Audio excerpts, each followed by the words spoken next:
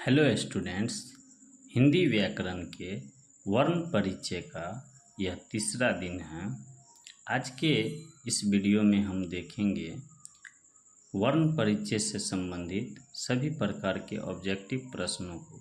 तो चलिए वीडियो को शुरू करते हैं। हमारा पहला प्रश्न है, भाषा की सबसे छोटी इकाई को क्या कहते हैं? तो भाषा के सबसे छोटी इकाई को वर्ण कहते हैं। दूसरा प्रश्न है, भाषा के कितने रूप हैं? भाषा के कितने रूप हैं? तो भाषा के 2 रूप है, मौखिक और लिखित। प्रश्न संख्या 3, जब हम अपने विचारों को बोलकर प्रकट करते हैं तो यह भाषा का कौन सा रूप कहलाता है? तो वह भाषा का मौखिक रूप कहलाता है। प्रश्न संख्या 4, वर्ण के कितने भेद हैं? वर्ण के कितने भेद हैं? तो वर्ण के 2 भेद हैं। 2 इस ऑप्शन में कहीं नहीं है, इसलिए इसका सही आंसर होगा इनमें से कोई नहीं। प्रश्न संख्या 5, हिंदी में कुल वर्णों की संख्या कितनी है? हिंदी में कुल वर्णों की संख्या कितनी है? तो इसका सही आंसर हो जाएगा 52।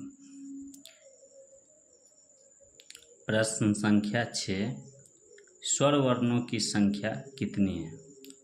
स्वर वर्णों की संख्या कितनी है? तो इसका सही आंसर हो जाएगा 11। प्रश्न संख्या 7, व्यंजन वर्णों की संख्या कितनी है? व्यंजन वर्णों की संख्या कितनी है? तो इसका सही आंसर हो जाएगा 33। प्रश्न संख्या 8, स्पर्श वर्ण कितने हैं? स्पर्श वर्ण कितने हैं? तो इसका सही आंसर हो जाएगा 25। प्रश्न संख्या 9, अंतस्थ वर्णों की संख्या कितनी है? अंतस्थ वर्णों की संख्या कितनी है? तो इसका सही आंसर हो जाएगा 4। य, र, ल, व ये अंतस्थ वर्ण कहलाते हैं और इसकी संख्या 4 है। प्रश्न संख्या 10, ऊष्म वर्ण कितने हैं? तो प्रश्न संख्या 10 में ऊष्म वर्ण पूछा गया है, इसकी भी संख्या 4 होती है, अतः इसका सही आंसर सी हो जाएगा 4। प्रश्न संख्या 11, संयुक्त व्यंजनों की संख्या कितनी है? संयुक्त व्यंजनों की संख्या कितनी है? तो इसकी भी संख्या 4 होती है, क्ष, त्र, स्र, ज्ञ। प्रश्न संख्या 12, निम्नलिखित में से स्वर वर्ण चुनें। निम्नलिखित में से स्वर वर्ण चुनें।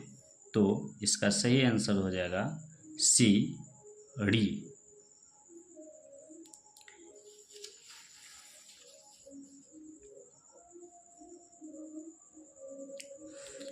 प्रश्न संख्या 13, निम्नलिखित में से अयोगवाह को चुनें। निम्नलिखित में से अयोगवाह को चुनें। तो इसका आंसर हो जाएगा ए और बी दोनों, यानी इसका सही आंसर हो जाएगा सी। अंग और अह दोनों को अयोगवाह कहते हैं। प्रश्न संख्या 14, स्र किन किन वर्णों से मिलकर बना है? स्र किन किन वर्णों से मिलकर बना है? तो इसका सही आंसर हो जाएगा तलाबी स और र से। प्रश्न संख्या 15, क का उच्चारण स्थान क्या है? क का उच्चारण स्थान क्या है? तो इसका सही आंसर हो जाएगा कंठ। प्रश्न संख्या 16, च का उच्चारण स्थान क्या है? छ का उच्चारण स्थान क्या है? तो छ का उच्चारण स्थान तालु होता है, इसका सही आंसर हो जाएगा तालु। प्रश्न संख्या 17, निम्न में से मूर्धन्य वर्ण कौन है? निम्न में से मूर्धन्य वर्ण कौन है? तो इसका सही आंसर हो जाएगा मूर्धन्य स। प्रश्न संख्या 18, ए और ऐ का उच्चारण स्थान क्या है? ए और ऐ का उच्चारण स्थान क्या है? तो तो इसका सही आंसर हो जाएगा कंठ तालु। प्रश्न संख्या 19, मौ का उच्चारण स्थान क्या है?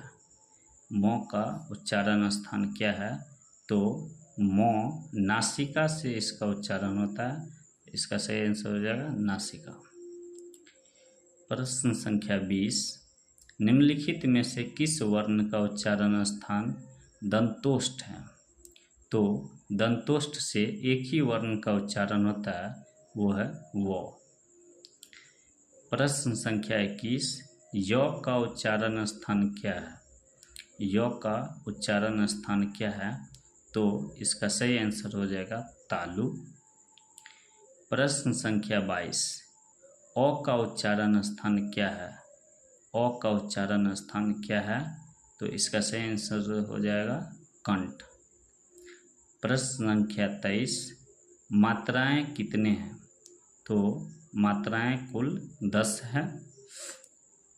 ये मैंने पिछले के वीडियो में सभी प्रश्नों को डिटेल में बताया है, तो आप अगर पिछले का वीडियो नहीं देखे हैं तो पहले पीछे का वीडियो देख के तब इस वीडियो को देखिएगा, अच्छे से समझ में आएगा। प्रश्न संख्या 24, ओ का उच्चारण स्थान क्या है? ओ का उच्चारण स्थान क्या है? इसका सही आंसर हो जाएगा कंठोष्ठ। कंठोष्ठ से हम ओ और औ को उच्चारण करते हैं।